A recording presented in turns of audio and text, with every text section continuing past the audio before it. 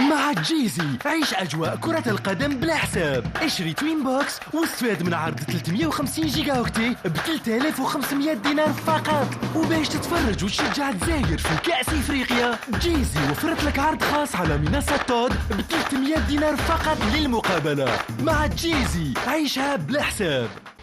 مع جيزي عيش الحماس والإثارة بلا حساب.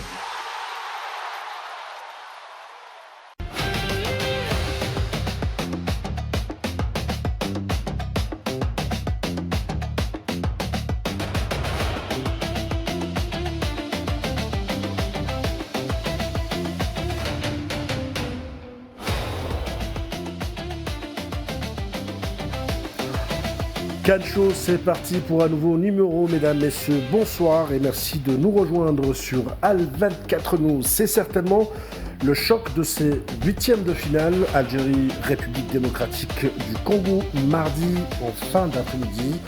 Cette 35e édition de la Coupe d'Afrique des Nations entre donc dans sa zone la plus impitoyable, celle où les calculs ne serviront plus à rien. Il est hors de question de revenir ou de retourner en arrière, mais plutôt de rentrer à la maison en cas de défaite. Algérie, République démocratique du Congo, de grands pays footballistiques, de grands pays, de grands Afriques, de grandes nations de l'Afrique avec deux trajectoires différentes. Il y aura certainement de l'impact physique et de la densité dans les duels, dans cette rencontre. Et puis ce n'est pas un rituel Algérie, République démocratique du Congo. Pour en parler, j'ai le plaisir de recevoir ce soir nos consultants, Maison Nassaddin Dri. Bonsoir. Bonsoir Mohamed. Jamal Hachi, bonsoir. Bonsoir Mohamed. Et puis Khaled Lamouchia est seul ce soir. Seul. Bonsoir. Bonsoir Mohamed. Alors messieurs, je le disais, un match Algérie, République démocratique du Congo, c'est peut-être l'un des meilleurs huitièmes de finale, même si on voulait voir ce match peut-être à un stade avancé de la compétition, mais le tirage au sort a voulu que l'Algérie croise le fer avec la République démocratique du Congo et puis aussi la République démocratique du Congo qui jouera un gros morceau qui est l'Algérie. Très bien, on commence par vous. Comme tu viens de le dire Mohamed, ça pourrait être une affiche, une demi-finale Coupe d'Afrique Algérie-Congo, personne n'aurait à redire. On les affronte en huitième de finale. Ça va être un gros match. Je pense que c'est le match qui va être le plus disputé de tous ces huitièmes de finale. Maintenant, l'Algérie, on est sur une dynamique positive. On est sur 3 matchs, 3 victoires. On est bien, moralement. On a un groupe qui vit bien. On a un groupe qui a envie d'aller au bout. Une équipe du Congo aussi qui est sur une dynamique positive, qui est en phase de peut-être se qualifier pour une Coupe du Monde, qui, lors des dernières Coupes d'Afrique, a toujours été au rendez-vous, a même fait des performances. Donc, un gros match qui nous attend. Mais après, si on a envie d'aller le plus loin possible, il faut passer par ce genre de match. Et il faut essayer de gagner, tout simplement. Jamal, Khaled vient de le préciser, si on veut aller le plus loin possible dans cette compétition, il faut être impitoyable avec les adversaires, tout simplement. Naturellement, parce que si on veut remporter ce trophée, ou aller loin, ou remporter ce trophée, il faut battre toutes les équipes, quelles qu'elles soient. Donc moi je ne pense pas que cette équipe du Congo, qu'on essaie de présenter comme un épouvantail, les gens parlent beaucoup de cette équipe, et même eux-mêmes s'y prennent à ce jeu. Parce avec que beaucoup d'appréhension. Quand ils parlent du Congo, c'est avec beaucoup d'appréhension, Jamal. Pardon ? Comme s'il y avait de l'appréhension et il y avait surtout de la crainte, alors que... Non, je crois que... le Congo, c'est une équipe comme toutes les autres. Exactement, non, je crois qu'eux-mêmes sont tombés dans ce piège parce que les joueurs ou les supporters pensent qu'ils vont nous écraser, quoi. Moi, je pense que l'Algérie a toutes les qualités et toutes les capacités pour éliminer sans problème cette équipe du Congo. D'ailleurs, sur le plan des confrontations, sur le plan historique, ils ne nous ont jamais battus. En match amical, on les a battus. En match de qualification Coupe du Monde, une fois nul, une fois en 2000, à la CAN 2000, on les a fait 0-0. Et au Maroc, en 88, on les a battus 1-0. D'ailleurs, il y avait, comme gardien de but, il y avait notre ami Nassaddin Dri. Bon, donc, moi, cette équipe ne me fait pas peur du tout. C'est un match comme tous les autres. Il faut y aller, il faut gagner. Et je pense que c'est eux qui se font une pression particulière. La preuve, pour leur troisième match, ils ont tout fait pour essayer de nous éviter. Hein. Ouais. Ils ont fait une concurrence à distance avec le Sénégal. Ils auraient pu quand même se contenter sur un but refusé, Jamel. Voilà, ils auraient pu se contenter de jouer de la deuxième place s'ils veulent vraiment nous écraser. D'accord. Donc les appréhensions, c'est eux qui les ont, c'est pas nous. Oui, c'est vrai. Mais c'est un match difficile quand même. C'est à eux d'appréhender l'Algérie. C'est vrai parce qu'il le disait, Jamel, on l'a vu lors du dernier match de la phase de poule. Ils ont tout fait pour éviter l'Algérie et de céder la place de la deuxième place au Sénégal pour qu'elle puisse affronter l'Algérie. Et eux, ils affrontent peut-être le Soudan. Voilà, tout à fait, ils ont affronté le Soudan. Oui.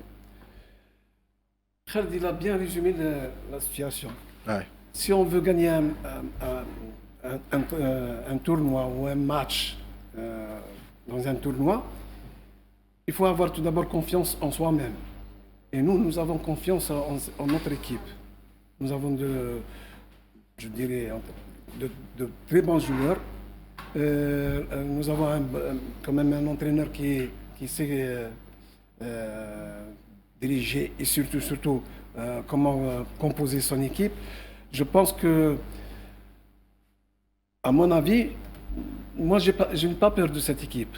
C'est à eux d'avoir peur de nous. À la peur de l'Algérie. De l'Algérie. Parce que nous avons quand même une belle équipe, des éléments qui peuvent faire la différence à n'importe quel moment de la rencontre.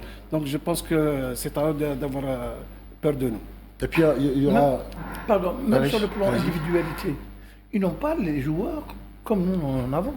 Parce que j'ai certains joueurs un joue à Sunderland, l'autre il est remplaçant au Havre, un autre qui joue dans une équipe de 3e division au Portugal, etc. Ils ont deux joueurs, Jamel. Voilà, c'est pas. Il y a Mbemba, Mbemba qui n'est pas titulaire actuellement. Et Bakambu. Oui, qui a pris le banc ces derniers temps, il ne joue pas régulièrement.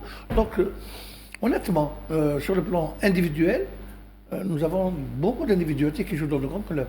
Et sur le plan collectif, je crois que l'Algérie a montré aussi ses capacités en dirigeant de main de maître certaines rencontres. Individuellement, c'est vrai, quand vous le dites, Jamel, on est peut-être au-dessus du lot, mais collectivement, eux aussi, c'est beaucoup d'intensité, c'est beaucoup de physique. C'est ça, c'est leur force collective. Et puis c'est un 8e de finale, équipisé face à la sélection algérienne. C'est un plus pour eux. Il ne s'agit pas d'avoir peur, mais il faut respecter l'adversaire. C'est le meilleur moyen de préparer un adversaire, c'est de le respecter. Et pour respecter l'adversaire, il faut le battre, tout simplement. Non, bien sûr, c'est l'objectif. Hein. Eux, ils ont plus un collectif. Je ne dirais pas que nous, on a plus d'individualité, mais c'est vrai qu'en termes d'individualité, on est meilleur. Il n'y a pas de souci. Ce qui est bien, par contre, c'est qu'avec ces 3 matchs en Coupe d'Afrique, on a senti qu'il y a cohésion qui s'est créée, et donc aujourd'hui on peut dire qu'on a un groupe, qu'on a aussi un collectif. Voilà. C'est très important. Je veux dire, cet amalgame entre individualité et collectif est en train de prendre.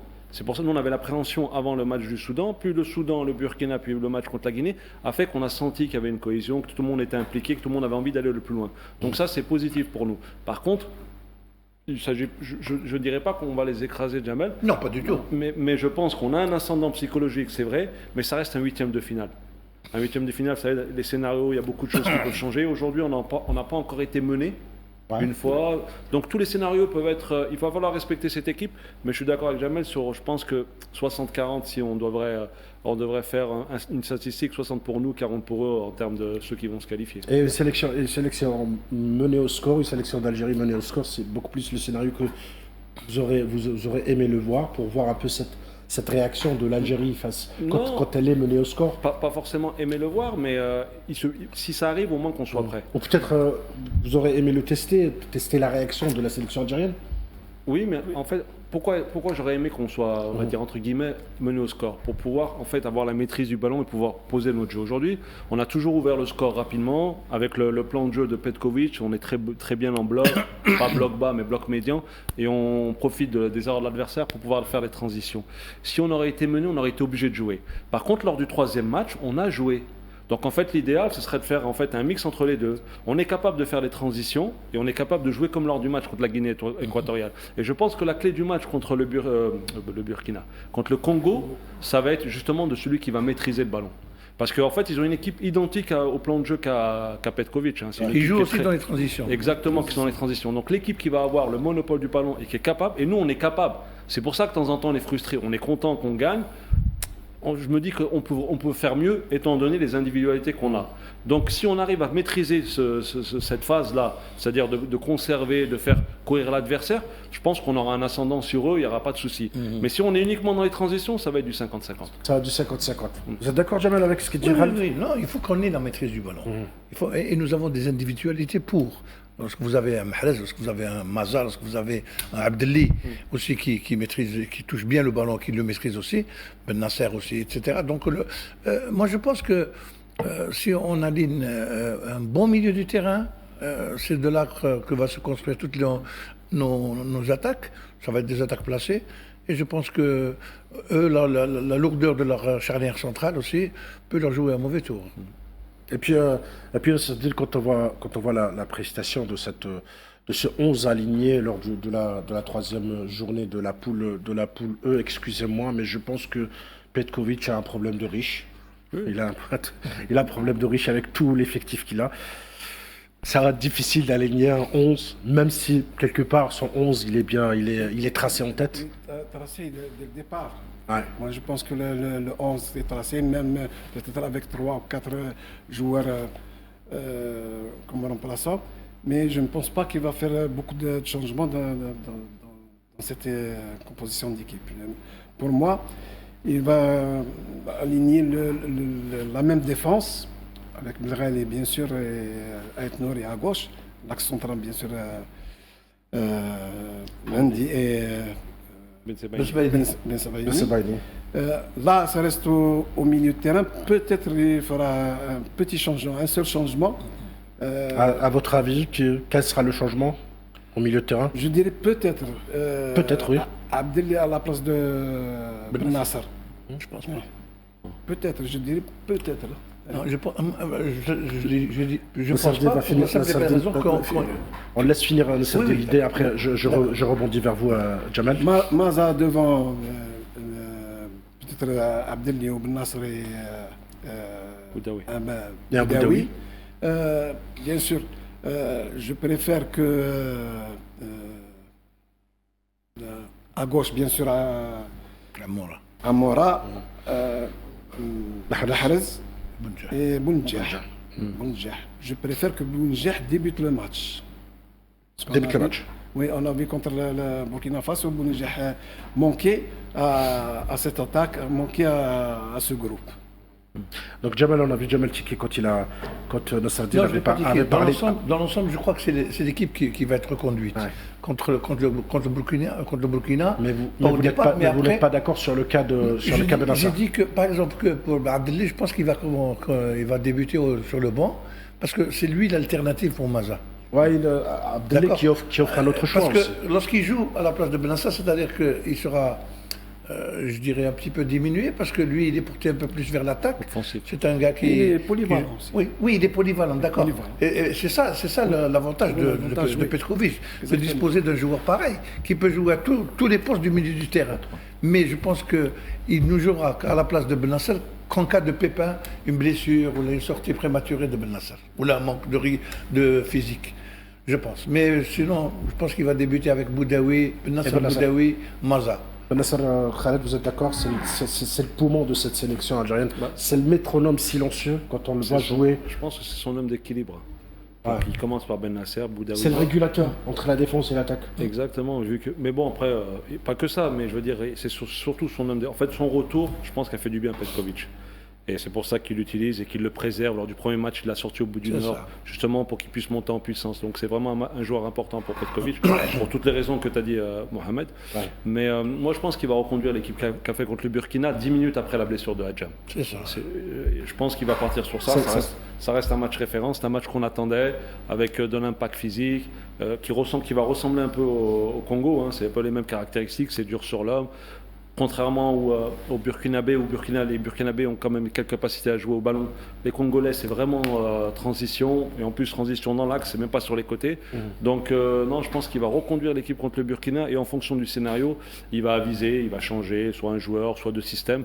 Ça, on verra en fonction du scénario. Mais je pense qu'il va partir sur le match du Burkina après la blessure d'Adjam. Le Burkina est plus balèze derrière hein, que le Congo. Costaud. Que le Congo, tout à fait. Allez-y, le Serdep. Moi, je pense qu'il va faire rentrer Ben Nasser, c'est par rapport à Maza. Parce que je pense que Maza va être bien gardé, bien muselé. Donc c'est à Ben Nasser de faire le jeu, de ramener cette balle vers les attaquants. Moi, je pense comme ça. Et puis Jamel adore bien ce profil d'Adeli, cette mixture entre un physique important, entre un pied de meneur de jeu. C'est un tout autre profil qu'on voit là. Ce joueur-là, en fait, c'est comme à l'époque, comme les Pirlo qui étaient numéro 10 et qui se mettent devant la défense et qui peuvent sortir le ballon. Même s'il est costaud, sa qualité première, ou même, en fait, c'est chez lui, c'est pas quelqu'un qui va aller forcément dans l'impact pour faire mal. Techniquement, Khaled, excusez-moi, vous le voyez dans le box-to-box ou dans la création mais il est capable de faire les deux. Avec Angers, il fait les deux. Des fois, il est devant la défense, des fois, il est dans la réception, dans la fin des actions. Donc, c'est un joueur qui est assez libre. On a besoin de liberté. Mais pour ce genre de joueur, il faut mettre des joueurs au milieu de terrain qui lui laissent cette liberté, qui vont l'épargner ou qui vont pas l'empêcher, mais l'épargner de faire beaucoup de tâches défensives pour pouvoir justement garder cette fraîcheur et pour pouvoir faire jouer les autres. Donc, c'est pour ça que j'avais un petit doute quand il m'a dit qu'il enlevait Benasser. Il ne pourra pas, je pense, lors de ce match, mettre Benasser et Maza en même temps. Je pense qu'il va laisser Benasser parce que Benasser a ces qualités-là où il va dans l'impact, où il est capable de faire une faute pour casser les transitions. C'est pas dans le réflexe d'Adeli. Et justement, Adeli le fait si bien. En une seule touche, il peut casser une ligne. Non, avec ballon, il n'y a pas de souci. Ouais. Avec ballon, il n'y a pas de souci. Après, c'est sur le rôle spécifique de Benasser, je pense que Benasser a quelques atouts que n'a pas Abdelli, surtout dans le rôle défensif. Mais avec le ballon, bien sûr, comme je vous l'ai dit, il l'a fait sortir, je crois, Benasser contre le Burkina. Oui. On pensait qu'il allait faire sortir Maza, il n'a pas fait sortir Maza, il a fait sortir Abdelli, il l'a mis devant la défense avec Boudaoui. Oui. Donc c'est-à-dire qu'il peut jouer devant la défense, mais ça ne sera pas le même rôle de manière définitive. Ça Non, sera mais pas le contre la même Guinée profil. équatoriale, il a joué beaucoup plus En derrière. plus, oui. Avec Zerouki, oui. avec Zerouki. Il cherchait le ballon dans nos 18 mètres. Hein, dans le camp. Il était devant la défense, avec Zerouki, c'est même lui qui sortait Exactement. les ballons, mais c'était pas le même adversaire. Son avantage, c'est qu'il sort des ballons d'une situation un peu Justement, particulière, dans la densité, avec une c'est pas- facilité. Il a un flegme et il a en réalité aussi une exécution Ouais, très rapide aussi dans Il arrive à allier un certain physique avec une certaine technicité et c'est ce qui fait de lui un tout Non, mais nouveau. c'est ce genre de joueur qui est sous pression ne panique pas. Ouais. C'est-à-dire qu'en fait, quand vous êtes devant la défense et que tout le monde vous presse, c'est un genre de joueur que vous avez besoin parce qu'il est capable de vous faire sortir le ballon. On fait la Coupe arabe, bon, c'est un peu plus lointain, on avait ce problème avec Ben Debka et Lekhal. C'est-à-dire que les deux joueurs devant la défense, il n'y en a pas un qui était capable de sortir le ballon. Ce n'était pas leur qualité première. Lui, il fait partie de ces joueurs-là qui est sous pression, capable de se retourner, il est à l'aise avec le ballon, donc il est capable de sortir de la densité et donner de l'air au jeu. Mais après, pour faire les deux, je pense qu'il lui faut un joueur à côté. C'est pour ça qu'il les associe toujours. Là, contre la Guinée, il a mis Zerouki à côté qui avait peut-être un rôle un peu plus défensif. Ouais. Mais après, Moi, je pense que c'est aussi, comme je le vois, c'est la synthèse entre Ben Nasser, Boudaoui et Maza. Dans les et puis trois, je ne sais pas si c'est un vous- petit peu la synthèse un petit peu des trois. Je ne sais pas si vous serez d'accord avec moi, ce milieu de terrain un peu qu'on appelait avant le milieu de terrain destructeur c'est un peu quand même révolu, même Non, le milieu. non, il n'y en a plus, parce que les joueurs maintenant, le football c'est un jeu en continu. Donc quelqu'un qui Justement, reste le devant la football a défense. évolué en quelques années. Exactement, il y a beaucoup de transitions, il y a beaucoup de courses. Il faut avoir une vitesse d'exécution et être capable de faire des box-to-box. Mais par contre, notre milieu de terrain, il est complémentaire. En fait, chacun a une qualité qui n'a pas l'autre. Et donc ça compense et ça le fait un milieu La de terrain. complémentarité est importante. Bah oui, bien sûr. Bien sûr. Et puis, Jamal Khaled pense que peut-être, on dit bien peut-être, on est en train de spéculer que Maza peut-être sera sur le banc. Non, Non, je pense pas. Non, Non, il n'a jamais dit ça. non. Non, Maza non. sera sur le Maza, terrain. Maza, Benasser, Boudaoui. Bon, le match contre le Burkina. D'accord. Donc c'est le trio. Je rejoins Jamal, je pense qu'il va commencer sur le banc, Abdelli. Qui commencera sur le banc? Abdelli. Abdelli, bah oui. Bah, on en parlait Oui, justement. Abdallah sur on le en banc. parlait, Sur le banc. Oui, sur le banc. Oui, donc après, Maza sera titulaire. Maza, d'accord. J'ai confondu. Moi, je pensais qu'il parlait. Mohamed rebondissait sur la probable 11 de Nasser. Quand il avait dit peut-être à la place de Benasser, il allait mettre Abdelli. Peut-être à la place de Ben Nasser, Khaled m'a répondu. Ouais, mais vous dites Abdelli à la place de Benassar, c'est que vous avez vos raisons. Pourquoi exactement Abdelli, aujourd'hui en huitième de finale, Abdelli à la place de Benassar? Non, j'ai dit peut-être, mais moi... Qu'est-ce qui anime votre doute, justement? Il y a... Sur le plan peut-être physique. sur le plan physique, Benassar, je dirais peut-être toujours que cette équipe, elle est physique, peut-être il va choisir Abdelli à la place de Benassar. Mais ça reste... Je crois qu'il a bien récupéré. Il a dû bien récupérer entre les matchs. Le dernier, Et puis c'est une pièce maîtresse, Jamel. Pardon? C'est une pièce maîtresse, Benassar, il faudrait qu'il joue. Oui, Voilà. mais je pense qu'il va jouer. Il n'y a aucun doute qu'il ne joue pas, sauf s'il y a une blessure ou une baisse de régime au cours du match. Mais sinon, il sera titularisé dès le départ. On est tous d'accord pour un milieu du terrain, Benassar, Boudaoui, Maza. C'est clair, net et précis. On attaque, ça va être du Bounedjah, Mahrez et Amoura aussi. Bien que nous avons vu un bon Chaibi sur le côté gauche, et on a vu un bon Hadj Moussa sur le côté droit. Donc c'est des alternatives. Voilà. Au cas où. Et puis, il y aura certainement de l'intensité. Les Congolais mettront beaucoup de physique dans cette rencontre. Ça permettra aussi à ce n'est plus un espoir. Maza pour moi c'est une valeur sûre pour l'équipe nationale. Non, ça devient une valeur sûre. Peut-être avant la Coupe d'Afrique, on parlait d'un espoir pour la sélection algérienne. Mais là, je pense que c'est... Là, je pense que Maza est en devenir la pierre angulaire de la sélection algérienne les 10 dernières années à venir. Moi, je pense aussi. De toute façon, ces prestations qui font qu'aujourd'hui, Maza, je ne vais pas dire indispensable, mais fait partie dans le 11 à part entière. Ouais. Il l'a prouvé, il est rentré 30 minutes contre le Soudan et depuis, il est un titulaire indiscutable. Et en plus, il est à la hauteur de ses performances. C'est-à-dire que même les performances, elles sont reconnues par tous. Il marque, il y a beaucoup d'activités, il se crée beaucoup d'occasions aussi, même si des fois il ne les met pas tous au fond. On a l'impression qu'il est là depuis tout le temps. Il y a de la maturité dans son jeu, donc non, bon, Maza, aujourd'hui, il n'y a plus de débat. Il fait partie de ces trois milieux. Et comme tu dis, Inch'Allah qu'il soit épargné par les blessures, il fait partie de l'équipe nationale pour les 10 prochaines années. Il a 20-21 ans. Quoi. 20 ans. 20 ans. Jamel, c'est incroyable cette maturité à son âge quand même. Eh oui, justement, je pense que, sauf quand on joue à cet âge-là, c'est-à-dire sans pression, on essaie de jouer sans pression. C'est un jeune garçon qui est innocent. Jamel. Pardon? Une bonne formation aussi. Oui, il y a la formation. Il y a la formation dans son club, il y a aussi l'impact de sa famille, les parents aussi. Ouais. Attention, il doit avoir un papa qui n'est pas très... Un sérieux, une hygiène de vie. On sent qu'il y a quand même quelque chose entre le papa et les joueurs lui-même. Lorsqu'il a dû lui dire peut-être de mettre les pieds sur terre, de ne pas s'enflammer aussi. Mais le gosse, il commence à prendre confiance. Il est en train d'accumuler un capital confiance extraordinaire en si peu de temps. Parce que lorsqu'on le ramène et on le met sur les gradins, vous voyez le gosse pleurer, après il se retrouve sur le banc, après il se retrouve sur le terrain et il montre ce qu'il est en train de montrer. C'est-à-dire qu'il démontre ses capacités. Le gosse prend confiance en lui-même.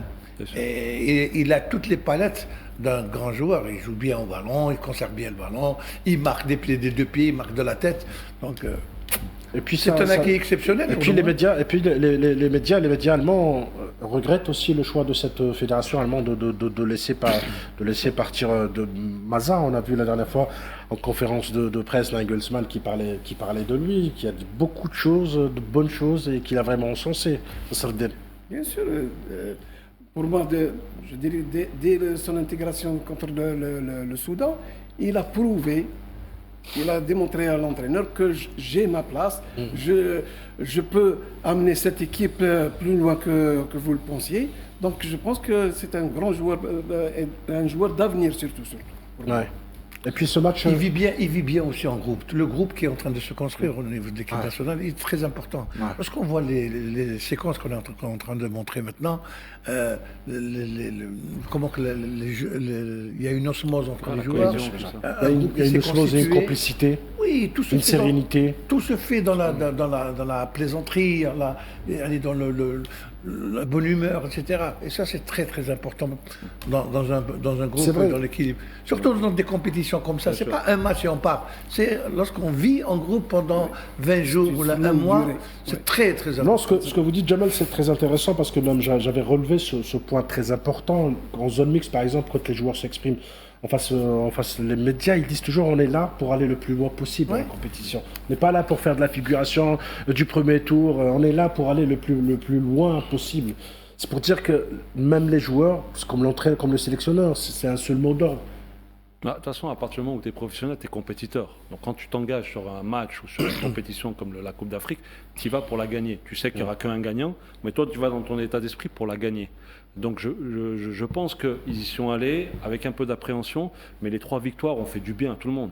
On donnait de la confiance, les qualités on les avait, il y avait toujours un problème de doute parce qu'on était passé à côté des 2 dernières Coupes d'Afrique.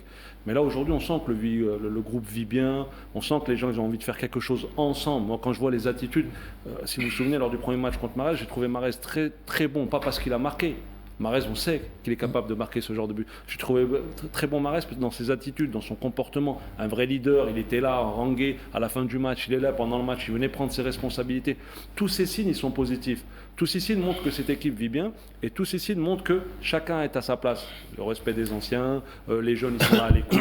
Ils sont à l'écoute aussi du sélectionneur. Même si nous, on a une petite appréhension sur le système de jeu choisi par rapport aux transitions, on s'aperçoit que les joueurs adhèrent à ce que dit le coach, ils le mettent en application et aujourd'hui il y a des résultats. Donc c'est pour ça que tous les voyants sont au vert. On espère que ce match contre le Congo, qui est à notre portée mais qui va être difficile, sera quelque chose qui va encore consolider cette cohésion parce que si on gagne contre le Congo, là on va commencer à entrer dans le tournoi et là on va commencer à faire Ça rapport va à beaucoup devenir chaud d'équipes. pour les autres nations. On C'est va vrai, faire c'est vrai, rapport c'est à vrai. beaucoup d'équipes. Ouais, il me tend la perche, Khaled, en parlant de Riyad Mahrez. On le voit sur un autre registre. On s'est habitué un peu à Mahrez soliste, mais aujourd'hui, chef d'orchestre. On sent ce leader sur le terrain et on sent cette communion avec les autres joueurs. Kamal. Oui, bon, moi, comme on l'a dit déjà, pour Mahrez, ça va être probablement ça, la dernière CAN et probablement aussi sa dernière Coupe du Monde, Inch'Allah. Bien que s'il reste compétitif, tout est possible. Mais bon, je pense qu'à un certain moment, ce joueur a l'intention de décrocher quelque part. Mais il veut décrocher en sortant par la grande porte. Ouais. Et il est en train de tout faire pour être je dis le grand frère, comme je l'ai dit tout le temps. C'est vraiment le grand frère qui gère les humeurs des uns et des autres, qui est là, Le qui plus encourage, expérimenté, etc. le plus titré. Sur le terrain, vous voyez que sur le terrain, lorsqu'on le voit sur le terrain avant le match ou après le match, lorsqu'il réunit tous ses coéquipiers à la fin du match pour leur donner des propos rassurants. C'est très important, très très important dans un groupe, c'est très important. Et les joueurs l'écoutent parce qu'ils considèrent que Mahrez, au-delà de sa carrière, il a le charisme pour ce genre de choses. Et puis le Sardine, mardi à 17h, Lucas Zidane sera mis face à une certaine réalité, face à la République démocratique du Congo. C'est là où il doit s'affirmer et confirmer sa place à devenir de titulaire. C'est sûr, il a tout à gagner. Hein. Et il doit être le numéro 1. Il doit l'être. Je dis bien, il doit l'être. Parce que c'est l'occasion jamais pour lui. Et il ne faut pas oublier qu'il y a une certaine concurrence derrière lui. On a vu Mondré lors du dernier match. Donc ça veut dire que même l'entraîneur a envoyé un message à Zidane, lui dire qu'il y a toujours la concurrence derrière. Il doit faire le maximum. Et je pense qu'il va faire le maximum. Et comme je dis, il a tout à gagner dans cette équipe, avec ce groupe, surtout avec ce groupe, et avec cette défense. Donc je pense qu'il doit faire le nécessaire. Et vous qui étiez portier de cette sélection algérienne dans les années 80, comment mentalement, comment un gardien prépare ce match? Surtout le cas, si on prend le cas Zidane. Comme il a signalé tout à l'heure, Khaled, la sérénité qui existe au sein du groupe, et surtout le rôle que Mahrez est en train de mener au sein de ce groupe, je pense qu'il n'y a aucun problème, comme n'importe quel joueur du terrain. Je pense qu'il s'est intégré dès le départ. Il n'y a aucun problème pour lui. On a senti aussi qu'il commençait à diriger sa défense. C'est pas le timide qui est rentré lors du premier match. Oui. Ouais. Après, dans le second match, on a vu quand même qu'il parlait, qu'il avait pris un peu d'assurance et il discutait avec ses défenseurs. Jamel parle d'Al Okazida qui s'affirme de match en match halt. Bah oui, parce que comme on l'a dit, en fait, à partir du moment où il lui a donné le rôle de numéro 1, parce qu'il va être numéro 1 tout au long du tournoi, donc déjà lui, ça le rassure, ça le sécurise aussi. Donc il y avait toujours des doutes, des incertitudes. Là, il sait qu'il va être le numéro 1. Après, ça reste, comme je le disais la dernière fois, ça reste un jeune gardien, c'est un jeune international, je crois que c'est sa 3e sélection. Donc plus il va faire de matchs, plus il va gagner en expérience. Nous, on espère qu'il va gagner rapidement en expérience, parce que ce match est important, comme tu l'as dit tout à l'heure. Tu gagnes, tu continues, tu perds, tu rentres à la maison. Donc c'est des matchs où il va falloir qu'il soit prêt mentalement, parce que ça va jouer surtout dans la tête. Et après, les qualités, il les a. Donc il n'y a pas de souci à se faire de ce côté-là. Et puis Nasreddine, il joue très bien. Okazida joue très bien du pied. C'est un gardien très moderne. Il faut qu'il fasse attention. Très moderne. Oui, bien évidemment. Il est en plein apprentissage. Mais bon, vous allez me dire pas en sélection. Parce que il joue trop facilement avec Oui, il joue trop facilement. Il faut éviter, surtout, c'est vrai qu'il joue bien ballon pied, mais il faudrait éviter de tomber dans une certaine facilité parce que ça risque de nous coûter très très très cher. Ça aurait pu nous coûter cher contre le Burkina. Oui. Je suis d'accord. Oui. La première balle, la première relance, ça a été destiné à un joueur de Burkina. Heureusement que je pense que c'était.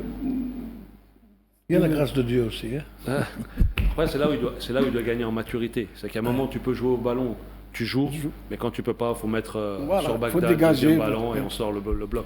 C'est là où il doit gagner surtout en maturité. Parce qu'à ce niveau-là, heureusement contre le Burkina, on n'a pas été sanctionné, mais à un 8e, tu perds un ballon comme ça, tu es sanctionné. Tout le match, il va être dans le doute. Et oui. Tout le match, et même pour le reste du tournoi. Donc il faut qu'il soit mature sur ça. Lorsque contre le Soudan, lorsqu'il a eu le premier arrêt, la première intervention. Oui. Mais contre le Burkina, s'il avait encaissé, ça aurait été dur. Hein. Ouais, ça aurait été dur. Je suis d'accord avec vous. Donc, au mieux qu'il évite ce genre de jeu. Il évite les risques. Momentanément, bien évidemment. Après, il peut le développer et même en sélection. de jouer les 6 mètres avec Ben Sebaini, il y a C'est une nouvelle tendance avec. Je l'ai vu hier. En fait, c'est pour essayer d'aspirer l'adversaire, mais nous, comme nous, on est bas déjà, donc on les aspire automatiquement. Oui, justement. Puis en plus, tu fais ça en club, tu fais pas ça du jour au lendemain. On a vu ça dans l'équipe du Sénégal, pardon. Même Topo, Mandi jouait avec son. Ouais, avec Mendy. Oui, j'ai vu la même chose. Mais... Et puis, au bout du 3e match, on aborde le 4e match mardi face à la République démocratique du Congo, pour ne pas être ingrat. Il y a aussi cette belle paire axiale qui fonctionne jusqu'à maintenant, qui fonctionne merveilleusement bien. Aïssa Mandi, Ben Sebaini. Ouais, ça fait un moment qu'ils jouent ensemble, donc ils sont complémentaires, ils se connaissent. Mais même avant ça, je veux dire, en fait, c'est un groupe qui fonctionne très bien. Tout le monde est concerné. C'est pour ça, surtout le match contre le Burkina, quand on est passé à 5 quasiment derrière, on a vu tout le monde concerné, tout le monde défendre. On a senti en fait un groupe qui travaillait ensemble. Donc là, tu mets la lumière sur Rami et Mandi, tu as raison de le faire, mais je pense que c'est la totalité, la totalité de l'équipe. C'est un effectif, c'est un groupe, mais je voulais rendre hommage surtout à cette paire axiale. Mandi, Ben Sebaini. Messieurs, restez, on continuera de débattre sur autre chose. On va parler de la Tunisie d'hier soir, l'élimination face au Mali au tir au but, juste après un spot de pub.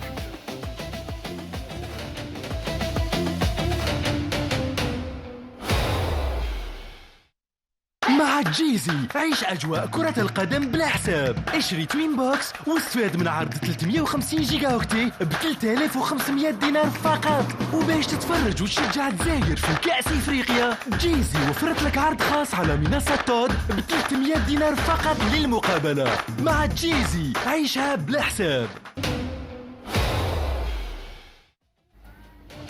Deuxième partie d'émission de Calcio, mesdames, messieurs. En première partie, nous avons parlé de ce 8e de finale très attendu, ce choc de mardi entre l'Algérie et la République démocratique du Congo. Dans cette deuxième partie, on se penchera sur les deux qualifiés d'hier soir. Il s'agit du Sénégal qui s'est fait un peu peur face au Soudan, qualification 3-1. Et puis cette terrible élimination de la Tunisie Après un match nul à but partout face au Mali, réduit à 10. La Tunisie qui quitte la compétition après s'être inclinée au tir au but. 3-2. Messieurs, vous avez certainement suivi ce match de la Tunisie qui nous a un peu, je dirais, tous étonnés, voir cette prestation tunisienne. On commence par qui? Jamal? Moi, j'ai vu le match. C'est une équipe tunisienne très décevante, honnêtement, à l'image de leur entraîneur. Parce qu'ils avaient le match en main. Et s'il y a élimination aujourd'hui de la Tunisie, ils doivent s'en prendre quand eux-mêmes. Parce qu'à chaque fois, ils avaient la maîtrise du jeu. Ils avaient une supériorité numérique depuis la 35e minute, je pense, quelque chose comme ça. 26e minute. Voilà. De 26e minute, les Maliens jouaient à 10. Et ils ont pratiquement évolué une heure à 10. Plus d'une heure. Plus d'une heure. 90 ils ont eu quand minutes même 7, à 10. Plus les prolongations, plus etc. Donc, je pense que. Ils n'ont pas voulu se qualifier. On dirait qu'ils n'ont pas voulu se qualifier. Ils avaient toutes les cartes en main. Absolument. Ils avaient toutes les cartes en main et je n'arrive pas à comprendre. Même dans la séance de tir au but, ils avaient l'avantage. Moi, lorsqu'on fait des erreurs je de sais coaching, lorsqu'on fait des erreurs de coaching, comme on fait à la Belsi, il ne faut pas espérer se qualifier, vraiment. Kral, vous avez certainement suivi ce match. Le Mali qui se qualifie à 10 et au tir au but. Ça a été quand même laborieux, mais ils l'ont fait. Laborieux, surtout héroïque. Comme je vais rejoindre ce qu'a dit Jamel, je pense que la Tunisie a eu une faillite mentale. C'est pas possible. En fait, à 8e de finale, vous avez tous les scénarios qui sont de votre côté. Vous êtes à 10 pendant plus d'une heure de jeu. Vous réussissez à ouvrir le score. Parce que quand vous jouez contre une équipe à 10 qui défend, c'est compliqué des fois de faire sauter le verrou. Tu arrives à ouvrir le score, tu fais un changement qui est discutable, mais je veux dire, même au-delà de ça, même au-delà du changement, tu te fais égaliser à la 96e. Penalty, il rate à chaque fois avant toi, donc tu as l'avantage de mener au penalty, tu ne le fais pas. C'est une faillite mentale pour moi.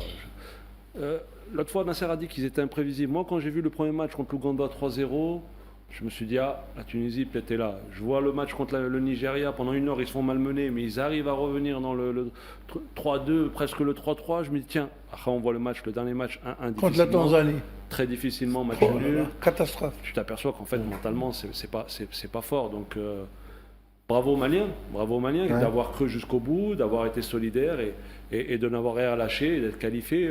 C'est leur 4e match nul. Et ils sont en quart de finale. Alors, est-ce que Faten Smaoui est en direct avec nous, notre équipe en réalisation, pour poser justement cette question très importante à une journaliste tunisienne.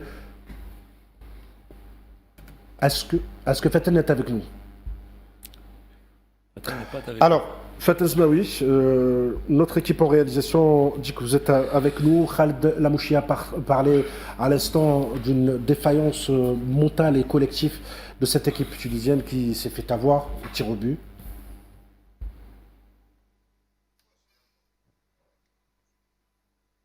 Oui, Emile, c'est une vraie bataille. Alors, est-ce que vous m'entendez là? Je vous entends Faten. Je ne sais pas si ça coupe trop, mais bon, je ne sais pas si c'est nickel. Vous m'entendez très bien parce que je n'ai pas un retour. Alors, c'était un naufrage collectif hier soir de cette sélection tunisienne, Faten. Oui, alors, si j'ai bien entendu, c'est cette défaillance, justement, une image décevante de la Tunisie, il faut le rappeler. Pourquoi? Parce que aujourd'hui, je ne peux pas passer à côté, je ne peux pas négliger la colère, la tristesse, la rage de ces femmes supporters tunisiens qui étaient toujours derrière cette sélection. Mais encore une fois, une décision, again, one time, comme il dit l'anglais, pas de problème. Oui, allez-y, continuez, Faten. Continuez, Faten, on vous écoute.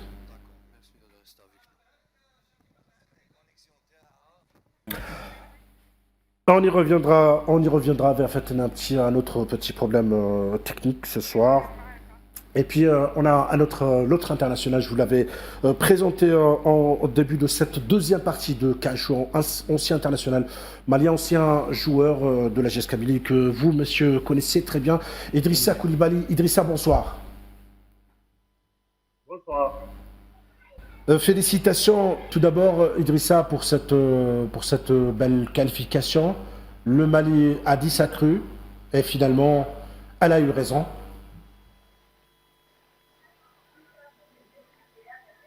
Ouais, le Mali 10 contre 11, voilà. Donc, ça n'a pas été facile parce que le Mali a pris les cartons rouges dès la 27e minute. Donc, voilà, l'équipe malienne n'avait d'autre choix que c'est-à-dire que de défendre. Après, essayer les petites failles de l'équipe tunisienne donc, pour jouer en contre.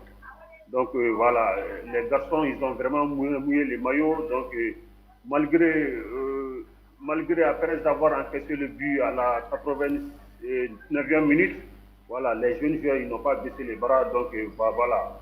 Et après, vers la fin des 90 minutes, donc ils ont pu aller dans les vestiaires par le score de 1 but partout. Donc après, ils ont joué la prolongation. Donc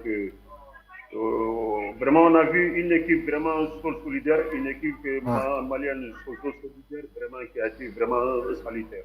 Idrissa Koulibaly, j'espère qu'il sera une nouvelle fois avec nous en direct pour parler de cette belle victoire de la sélection malienne. Sabine Drit, Khaled parlait d'une défaillance collective et surtout mentale de cette équipe tunisienne.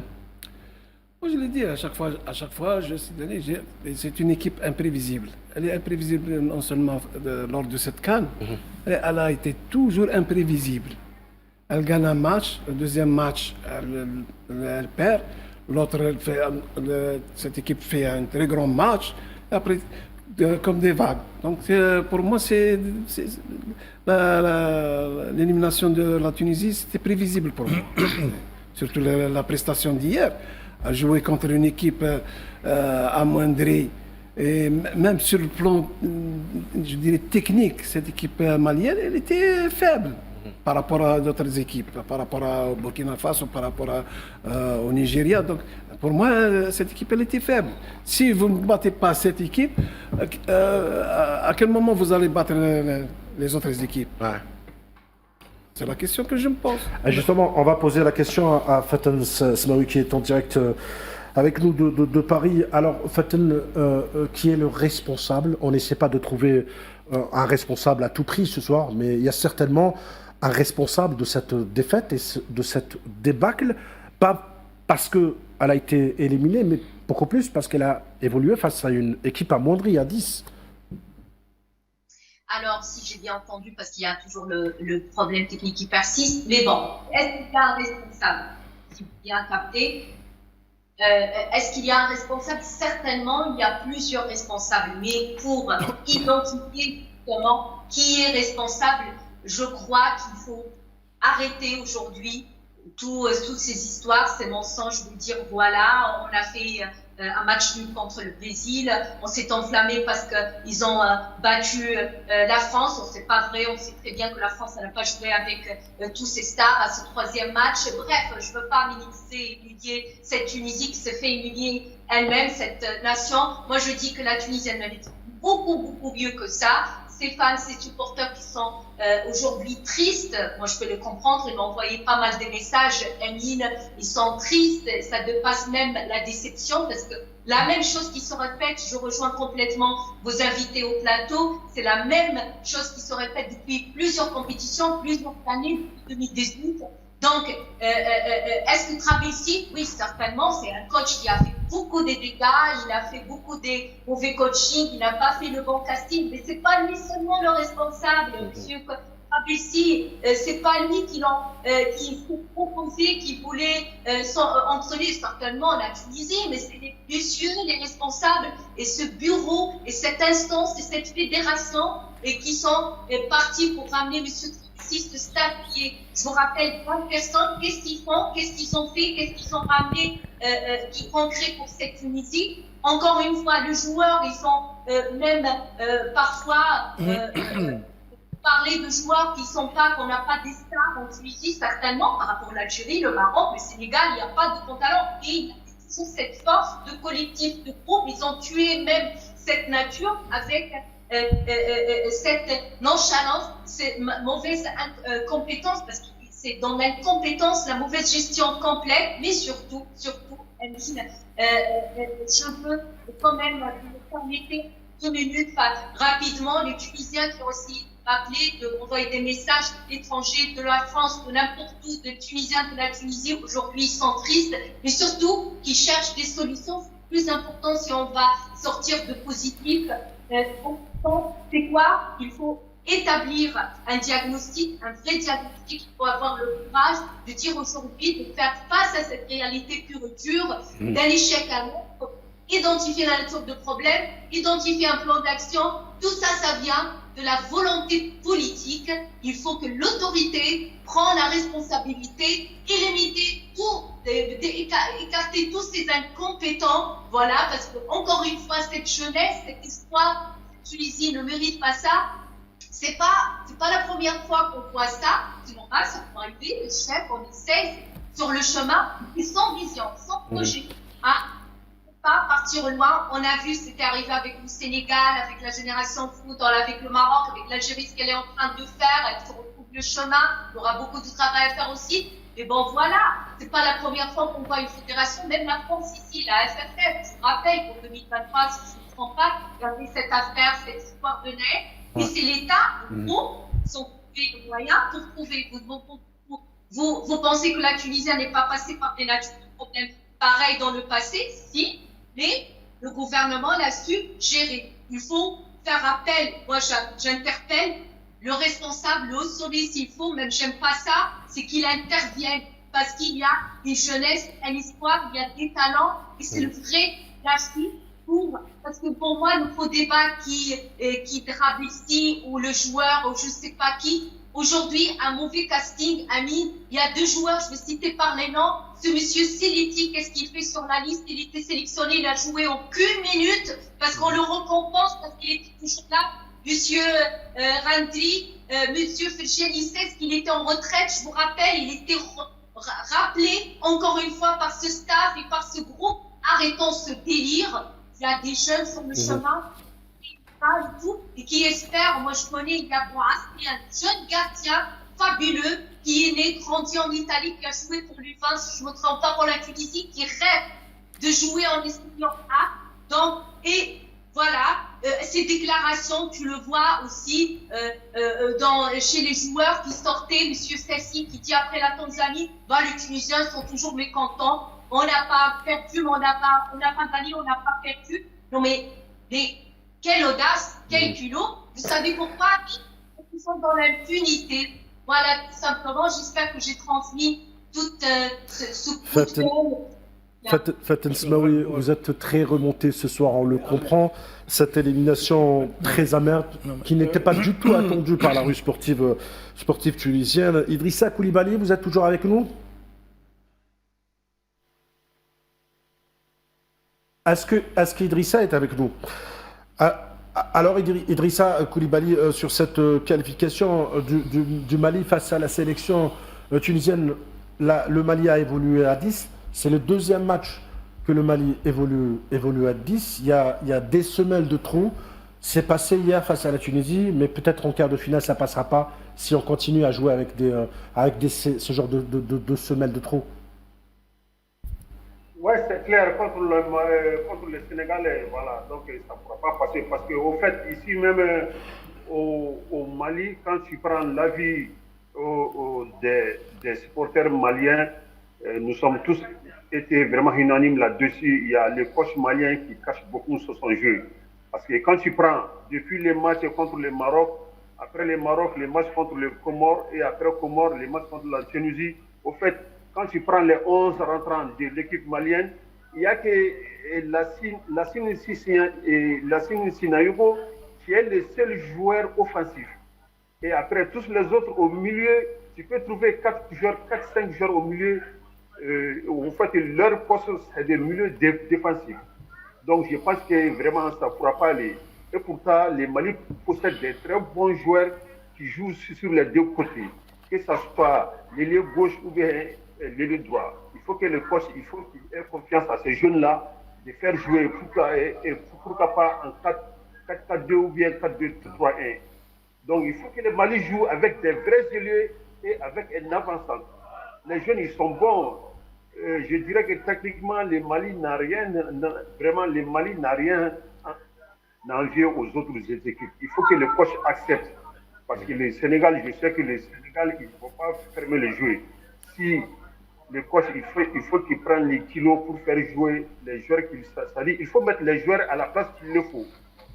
Moi, vraiment, c'est pas du bon jeu de faire jouer 5 joueurs, 6 joueurs. Ce sont tous des milieux. Et quand tu vois en attaque, vraiment, il n'y a rien, à part la Tunisie qui est en train de courir de gauche à droite. Donc, le coach, il faut qu'il change son système de jeu. S'il fait ça, je pense qu'on pourra voir de bons football. Idrissa Koulibaly, c'est tout le mal qu'on souhaite à votre sélection. Je vous remercie. Merci d'être passé ce soir avec nous. Merci à vous. Merci. Alors, Faten, une dernière question rapidement. Ce qu'on a vu hier, la prestation de la Tunisie, c'est une suite logique de la Coupe arabe. Est-ce que ce soir, on peut dire que c'est le clap de fin de Sami Trabelsi? C'est sûr. Tout d'abord, j'ai oublié de saluer tous les présents, évidemment, puisqu'on avait cette panne. Aussi féliciter la qualification pour Idrissa. Le souhaiter aussi une bonne chance. Contre le Sénégal, ça va être un gros match les Sénégalais. Bon, Amine, vous m'avez dit la question suite à cette coupe arabe et tout, c'est une suite. Je disais, Faten, que c'était une suite logique de ce qu'on a vu en coupe arabe hier soir. Est-ce que c'est le clap de fin de Sami Trabelsi ce soir? Est-ce que le divorce a déjà été acté, même s'il n'a pas été annoncé? Ah, le divorce, j'ai bien entendu, ça y est, le mot.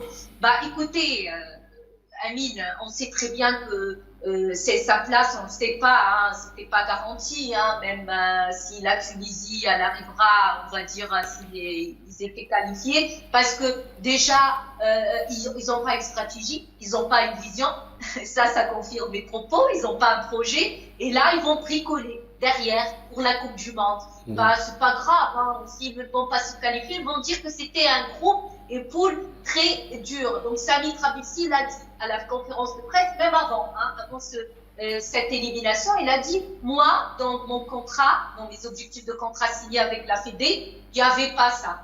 C'est-à-dire, je ne suis pas obligé de qualifier la Tunisie, mais je serai responsable de tout cet échec. Je crois que le problème est plus profond que Sami Trabelsi. Si les peuples là vont se séparer, bonne chance, bonne route pour lui, mais le plus important, c'est cette Tunisie. On espère pour que cette équipe, cette fédération, des supporters fans qui sont fabuleux, qui vont se réjouir bientôt, ils vont célébrer une victoire, pourquoi pas, parce qu'ils méritent ces supporters-là. Je suis d'accord. Faten, merci beaucoup. C'est tout le bonheur qu'on souhaite à cette sélection tunisienne, surtout à l'approche de la Coupe du Monde. Merci d'avoir répondu à nos questions ce soir, Faten. Merci beaucoup, Amine. Encore une fois, c'est un plaisir. Merci à vous et beaucoup de bonheur et de bonne chance pour cette sélection tunisienne. Voilà ce qui clôt les débats de ce soir, de cette émission Calcio. Nasserdine Drid, merci beaucoup d'être avec nous ce soir. Merci, Mohamed. Jamal Rachidi. Merci. À demain. Merci, Khaled, à demain. Merci. Mesdames, Messieurs, excellente fin de soirée à vous avec les programmes d'Al24 News. À demain.